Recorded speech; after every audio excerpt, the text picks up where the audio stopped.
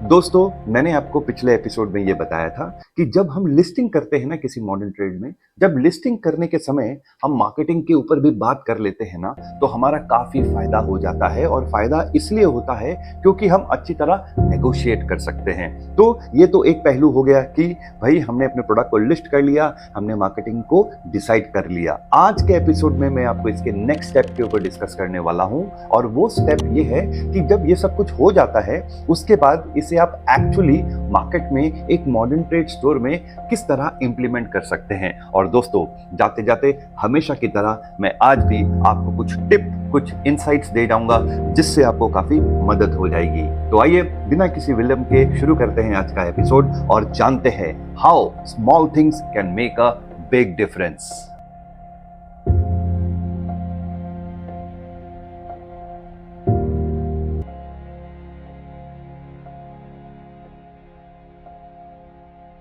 दोस्तों, modern trade करने के समय हमें ये चीज समझना चाहिए कि ये बहुत बारीकी वाला काम है और आपको हर एक चीज डिटेल में समझना बहुत जरूरी है। तो जब आप अपने प्रोडक्ट को लिस्ट करके मार्केट में उतरते हैं किसी मॉडर्न ट्रेड में, जो आपको इंफॉर्मेशन चाहिए उसमें से एक इंपॉर्टेंट इंफॉर्मेशन ये है कि आप जिस कैटेगरी में हैं उस कैटेगरी का सेल कितना है, मतलब उस कैटेगरी का वॉल्यूम कितना है। क्या वो 1 करोड़, 2 करोड़, 3 करोड़, 4 करोड़ कितना करता है एक साल में। जब आपको इसका अनुमान आ जाता है तब आपको ये पता चलता है कि वो जो मॉडर्न ट्रेड है वो आपके लिए कितना इंपॉर्टेंट है, मतलब आपके पास उतनी बड़ी अपॉर्चुनिटी है। अगर वो छोटा है तो आपका अपॉर्चुनिटी छोटा हो जाता है और इसी हिसाब से आप अपने प्लानिंग को कर सकते हैं। मान लीजिए कि आप एक जूस के कैटेगरी में हैं और जूस कैटेगरी में आपने 10 स्टोर में अपने प्रोडक्ट को लिस्ट किया है और इन 10 स्टोर में जो ये जूस की कैटेगरी का सेल है वो करीब 12 करोड़ रुपए है। अब 12 करोड़ में से आपने ये तय किया कि भाई मुझे ना 10% मार्केट शेयर लेना है पहले साल में। तो 12 करोड़ का जब हम 10% निकालते हैं तो हमको पता चलता है कि हमारा जो टारगेट होना चाहिए उस मॉडर्न ट्रेड स्टोर के अंदर वो करीब 1.2 करोड़ का होना चाहिए। और इसी टारगेट को लेके आप आगे बढ़ते हैं क्योंकि आपने पहले ही अपना मार्केटिंग प्लान कैटेगरी मैनेजर के साथ डिस्कस कर लिया है। तो आपका मार्केटिंग प्लान एक इंप्लीमेंट हो चुका है। अब आप उन स्टोर से परचेज ऑर्डर निकाल रहे हैं ताकि मार्केटिंग और प्रोडक्ट जो है वो अवेलेबल रहे। इसके साथ साथ आपके जो की अकाउंट्स मैनेजर हैं, आपके की अकाउंट एग्जीक्यूटिव हैं और आपके मर्चेंडाइजर हैं वो रेगुलरली स्टोर में फॉलो अप कर रहे हैं ताकि आपका जो बिजनेस है वो चलता रहे। वरना क्या होगा, आप मार्केटिंग लिस्टिंग सब कुछ कर लेंगे और उसके बाद पता चला कि आप उसे चला ही नहीं पा रहे हैं, परचेज ऑर्डर आ ही नहीं रहे हैं, और परचेज ऑर्डर आ रहे हैं तो फिल रेट पूरा नहीं हो रहा है। दोस्तों, मॉडर्न ट्रेड में ना फिल रेट एक बहुत ही इंपॉर्टेंट चीज होती है जिसके बारे आपको जानना बहुत जरूरी होता है। फिल रेट क्या होता है कि सपोज मान लीजिए कि 10 स्टोर ने आपको ऑर्डर 2 लाख रुपए का दिया और आपने 2 लाख रुपए के जगह सिर्फ 1 लाख रुपए का स्टॉक उनको सप्लाई किया, तो फिल रेट क्या होगा इस केस में? फिल रेट होगा करीब 50%। और याद रखिए दोस्तों कि जितना कम आपका फिल रेट होगा उतना आपको तकलीफ है। मॉडर्न ट्रेड में ऐसा माना जाता है कि जब भी कोई परचेज ऑर्डर आता है तो फिल रेट जो होता है ना वो 90 to 95% होना चाहिए ही।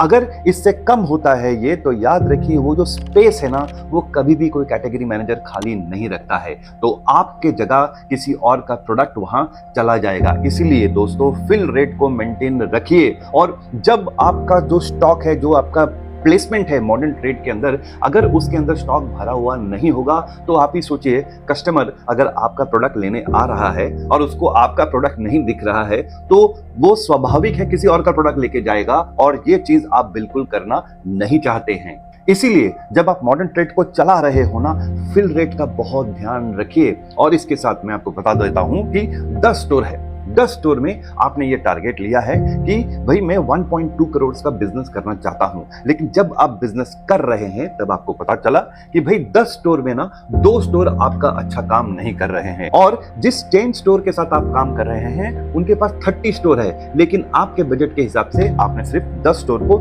लिस्ट किया है और इन 10 स्टोरों में 2 स्टोर अच्छी तरह परफॉर्म नहीं कर रहे हैं। इस केस में आप क्या कर सकते हैं? इस केस में आप वापस उस कैटेगरी मैनेजर के पास जा सकते हैं और उसको कह सकते हैं कि सर ये 2 स्टोर जो हैं ये बिल्कुल मुझे बिजनेस नहीं दे रहे हैं, मेरी आपसे दरख्वास्त है कि आप इस 2 स्टोर को बदल के मुझे एडिशनल दूसरे स्टोर दे दीजिए। तो क्या होगा कि ये 2 स्टोर डिलिस्ट हो जाएंगे और 2 नए स्टोर ऐड हो जाएंगे, तो टोटल नंबर ऑफ स्टोर जो है वो 10 ही रहेंगे। बस इसमें हुआ क्या, 2 हटाकर 2 नए डाल दिए गए। और दोस्तों ये सब चीज करते हुए ना आपको याद रखना है कि भाई जो वो TOT है, मतलब टर्म्स ऑफ ट्रेड, उसे आप बनाते हुए पहले स्टेज में ही अच्छी तरह बनाइए। तो दोस्तों जिस टिप की मैं बात कर रहा था, जिस इंसाइट की बात कर रहा था आपसे, वो इंसाइट ये है कि टर्म्स ऑफ ट्रेड बनाते हुए काफी ध्यान रखिएगा, क्योंकि अगर आप वहां पे गलती कर देते हैं तब आपको उसका जो भुगतान है बहुत ज्यादा हो सकता है। मतलब टर्म्स ऑफ ट्रेड क्या होता है